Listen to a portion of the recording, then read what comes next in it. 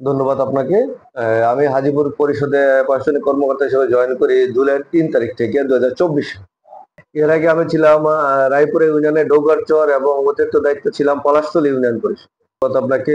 আসলে আমরা হাজীপুর ইউনিয়ন পরিষদ আমি আসার পর দেখতেছি আমরা ওই ছোটখাটো প্রকল্প নিয়ে আগ্রহী বোধ করি না। কারণ হচ্ছে আমরা চেষ্টা করি এসডিজি যে সাস্টেনেবল ডেভেলপমেন্ট গোল ওইটা লক্ষ্যমাত্রাকে মাথায় রেখে আমরা একটু বড় ধরনের কাজকে আমরা প্রাধান্য দিচ্ছি বেশি। একটা কাজ করব সেটা আমাদের সাস্টেনেবল লং টাইম হতে হবে, ওই কাজগুলো আমরা হাতে নিই। সিসি ঢালাই ওই শব্দটা আমরা খুব কম ইউজ করি, আমরা আরসিসি ঢালাইটা করি, ওইটা অনেকদিন লাস্টিং করবে। ওই জায়গায় আবার কাজটা করতে হলো, ওই কাজগুলো আমরা মাথায় রেখেই যেন ভালো কাজ করতে পারে ওই দিকে আমরা মনোনিবেশ করি। ধন্যবাদ আপনাকে চমৎকার একটা প্রশ্ন করার জন্য। আমরা বাল্য বিবাহটাকে একেবারেই নিরুৎসাহিত করার জন্য আমরা মাইকিং করি এবং ওয়ার্ড মিটিং এর মাধ্যমে জনগণকে উৎসাহিত করি এবং যারা গার্জিয়ান আছে তাদেরকে বলি এদের ছেলে সন্তান এদেরকে যেন মানে সরকার যে লক্ষ্যমাত্রা বয়সের লক্ষ্যমাত্রা অতিবাহিত হওয়ার পরে তাদেরকে বিবাহ দেওয়ার জন্য। আমি আসার পরে একটা বাল্য বিবাহ করার পরিকল্পনা শুনেছি, তাৎক্ষণিক আমার প্রশাসনিক কর্মকর্তা এবং আমি আমার গ্রাম পুলিশকে নিয়ে তাই ওই গার্জিয়ানকে ডেকে নিয়ে আমরা বললাম, আপনার মেয়েকে যে বিয়ে দিচ্ছেন ওর জীবনটাকে একবার হলো তাকানো উচিত।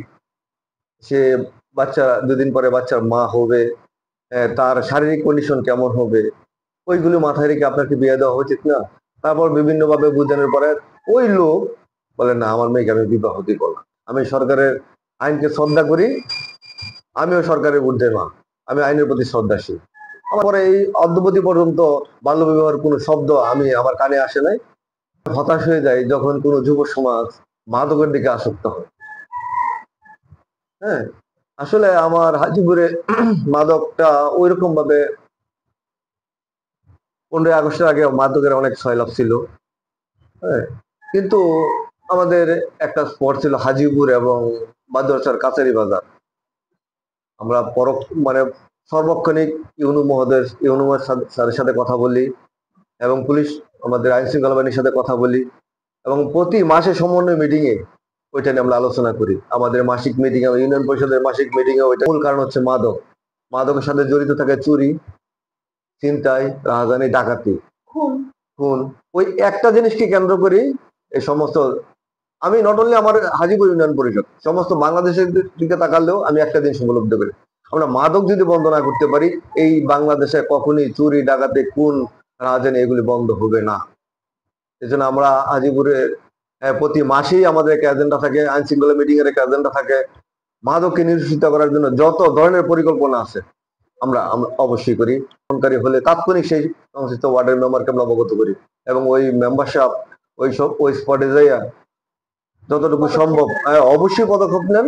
আমি আমার মেম্বারদেরকে এই জায়গায় ধন্যবাদ জানাই। আসলে শুনবেন যে আমাদের শ্রদ্ধা ইউনু মহোদয় এবং মাননীয় ডিসি মহোদয়ের নির্দেশ ক্রমে আমাদের প্রতি বরাদ্দ থেকে একটা অংশ শিক্ষা প্রতিষ্ঠানে ব্যয় করতে হবে, এটা আমাদের আমরা কমিটেড। হ্যাঁ, আমরা প্রতিটা শিক্ষা প্রতিষ্ঠানে এদের চাহিদার ভিত্তিতে ওরা কি কি চাহিদা চায়, এদের কি করলে এই প্রতিষ্ঠানে এদের জন্য একটু ভালো হবে, ওই চাহিদার ভিত্তিতে আমরা প্রকল্প গ্রহণ করে থাকি। এটা একটা চমৎকার প্রশ্ন। সামাজিক সুরক্ষা ক্ষেত্রে এই একটা বরাদ্দ অতীব গুরুত্বপূর্ণ একটা জিনিস আমি মনে করি।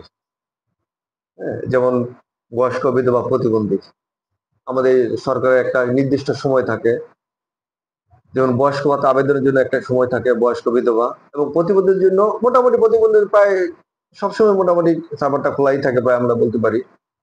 যখন আবেদনের সময় থাকে সমস্ত ইউনিয়নে 3 দিন মাইকিং এর মাধ্যমে 3 দিন আমরা মাইকিং করি বয়স্ক ভাতার আবেদন, যারা বয়স্ক 65 আর মহিলা হচ্ছে 64, ওরা এই বয়সের আওতায় অতি দরিদ্র মানুষ যেন আবেদন করে। ওই আবেদনটা করলে হয় কি সরকারের থেকে আমরা যে বরাদ্দটা পাই ওই আবেদনের বিপরীতে ওই আবেদনের বাইরে কিন্তু আমরা বরাদ্দ দিতে পারি না। ওই তাদের রিপ্লেসে ওই আবেদনের মাধ্যমে থেকে আমরা যাচাই বাছাই করি, ওয়ার্ড ভিত্তিক মাধ্যমে যাচাই বাছাই করে তাদেরকে আমরা বরাদ্দ আওতায় নিয়ে আসি। তাকে সবচেয়ে বেশি মাথায় নেই, কারণ যারা দরিদ্র তারা মানুষকে বলে কয়ে নিতে পারে, কিন্তু যারা একটু আগে একটু বৃত্তশালী ছিল তারা সময়ের পরিবর্তনে দরিদ্র হয়ে যায়, তারা কিন্তু কারো কিছু বলতে পারে না লোকলজ্জায়। তাদেরকে আমরা গোপনে মানে আমাদেরকে টিম ওয়ার্কের মাধ্যমে এদেরকে খবর দায় নিয়ে তারপর দরখাস্তটা করে তাদেরকে আমরা ওই বরাদ্দের আওতায় নিয়ে যাই। ধন্যবাদ, চমৎকার একটা উপস্থাপনের জন্য।